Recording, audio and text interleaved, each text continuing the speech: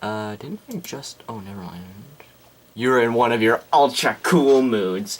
While cruising through the house, you bump your foot on a piece of furniture, and you let a swear word sneak out. Your mother calls you in from the other room. She says, "Did you say what I thought you said?" Truthful, tell you did and apologize. Jeez, wisely, you dropped the cool act. It's important to be cool, but when mom has her temper up, she can put you on ice permanently. Intellectual sphere increases sharply. There goes Andrea Weiner. Jeremy has said that she likes guys who are rough and tough. She's looking over at you and smiling. Sorry, I've got Anne. Apparently your regular life isn't canon anymore. I'm uninterested, bro. Smile back. I guess this girl doesn't strike your fancy right now. Since she did show some interest in you, it was admirable of you to not try to take advantage of her. Thoughtfulness increases. One day you overhear your mother and father talking about the fact that they are very short on money and the bank is ready to foreclose on their mortgage. Because your familial sphere status indicates good family relationships, you pull through this period of hardship with few difficulties. I got more money than they do. ChristinaFarber. Another girl! Do you guys not understand? I have Anne! Anyway. She got a little wild playing spin the bottle at a friend's house yesterday. As a result, your neck looks like it was stung by a pack of wild hornets. As you walk out of the bathroom, Dad inquires about the curious-looking marks. I'm crafty, and I will give an excuse. You must really think Dad was born yesterday. When he was your age, his friends used to call him Dracumouth. Whatever excuse you think of only makes him feel angry that you would take him for such a fool. There was such a thing as Dracumouth in the 40s? An argument ensues and you get a boring lecture about the potential dangers of the dreaded hickey. It can create a blood clot that can go to your brain and kill you, blah blah blah. Kills you, blah blah blah. Doesn't matter if you die, seriously.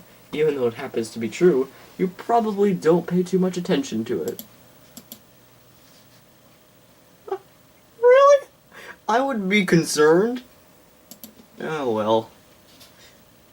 Okay, 5 of your friends have decided to chip in and buy 1 box of condoms between the 6 of you. You are elected to make the purchase. Gee, I'm so elated. I'm calm. I'll buy them. You walk into the drugstore and notice a pretty teenage girl taking care of customers for the druggist. You place your order. I'm going to walk out of the store confidently. I'm not going to sit there saying, "Here's what I'm leaving you as a tip," because guess what? I have Anne. You're probably the type of person that people call a real character. You may not have any reason to use... Good day, big scale, I have a girlfriend! But none of your friends will ever know that. You distribute them to your friends, who put them in their wallets. Every couple of days a friend comes up and asks, "Did you use yours yet?" You probably don't tell them the thing, except just use your imagination. You're cool. You know, every time it says that I don't have a girlfriend and it just pretends that Anne doesn't exist, I'm just gonna stop for a second or two and then move on, rather than comment about it. Your friends all go to the shore for a beach party. It's late at night. One of your friends has a suggestion. He says, "Let's go skinny dipping."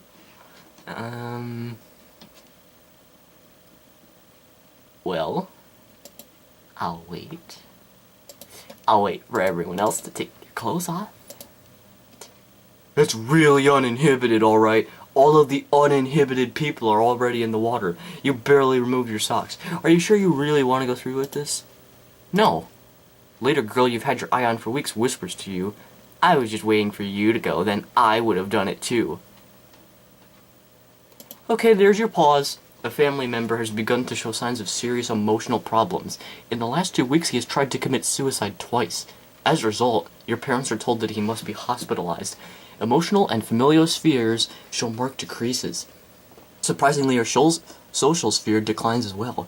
This is because people tend to shy away from relatives of those who have had emotional problems. This probably seems very unfair to you, but unfortunately it's true. Social. Jeez. You're on the school bus on a class field trip getting cozy with your newest girlfriend. Oh, I'm just gonna imagine that they're thinking about Anne. Okay. Just cuddle. Amorous, but indiscreet. You call that cuddling? An octopus with 5 extra arms could be more tactful. You're a cad. Would you like a punch to the face, good sir? I'm just curious. Of course.